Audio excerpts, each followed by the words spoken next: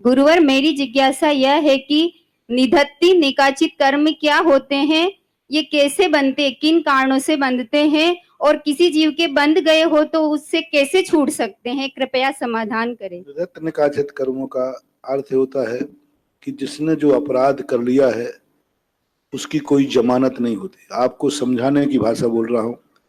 कई लोग ऐसे, कुछ अपराध ऐसे होते हैं जिन अपराध करने के बाद कोई जमानत होती ही नहीं, कोई जमानत नहीं है, सीधा बंद है। ऐसा ही इन कर्मों में होते हैं।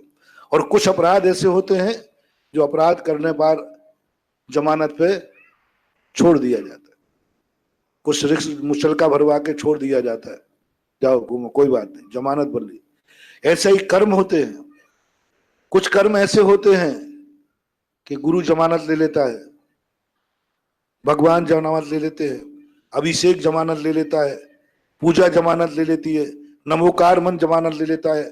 आपने वो कर्म किया, अभिषेक कर लिया, कट गया, जाओ तुमने अभिषेक कर लिया, प्रतिक्रमण कर लिया, जमानत पे छूट गए।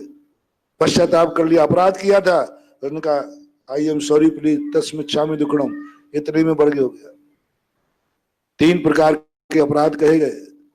आलोचना करने मात्र से कुछ पाप क्षय हो जाते, कुछ प्रतिक्रमण करने से क्षय होते हैं, कुछ प्रायश्चित से होते हैं, और कुछ अपराध होते हैं जो ना आलोचना से होते हैं, ना प्रतिक्रमण से, ना प्रायश्चित से।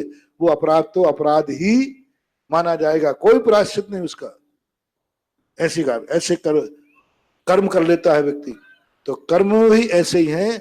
कुछ कर्म ऐसे हैं जो कितना भी धर्म कर लो, कितना भी पूजा कर लो, मुनि भी बन जाओ, तीर्थंकर भी बन जाओ, तीर्थंकर भी बन जाओ, तो भी वो कर्म पीछा नहीं छोड़ेगा। वो तो तुम्हें सजा देगा ही देगा।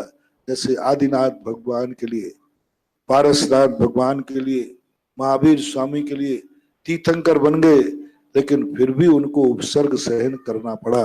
ये कहलाते हैं निधत्त निकाचित कर्म।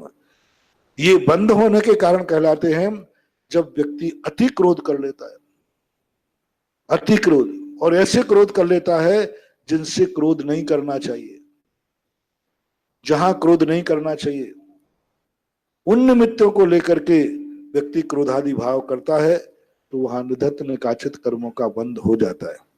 दूसरी बात है, जैसे चोरी की, तो उसने मंदिर में चोरी कर ली, अब ये निधत्त निकाचित कर्म बन गया। एक व्यक्ति ने किसी घर में चोरी की, एक व्यक्ति ने चोर के यहां चोरी की, एक ने यहां सेठ के यहां चोरी की, और एक ने मंदिर में चोरी की। अब मंदिर की चोरी करने वाले को ऐसा निधत्त निकाचित कर्म बनेगा कि वह भीख भी मांगेगा तो भीख भी नहीं मिलेगी। ये निधत्त निकाचित, भीख मांग रहा है लेकिन कोई भीख ही नहीं दे रहा है, कर्म कहता है इसको मत देना, इसने मंदिर में चोरी की थी। तो इस प्रकार अब इनके काटने का कोई तरीका आगम में नहीं है, इनका तो मात्र उसका फल मिलता ही मिलता है। बस एक प्रसंग पूज्यवर श्री वीर सेन स्वामी महाराज ने लिखा कि जिन बिंब दंशने ने निधत्त निकाचित कम खय दंशना दो। जिनेन्द्र भगवान के दर्शन से निधत्त निकाचित कर्मों का क्षय देखा जाता है। दंशना दो आदेश नहीं दिया, ऐसा कुचित कदाचित देखने में आता है। बस इससे ज्यादा और कोई वर्णन इसमें नहीं। सिद्धांत ग्रंथ तो स्पष्ट नकारते हैं कि ऐसा हो ही नहीं सकता, उसका फल तो मिलेगा ही मिलेगा।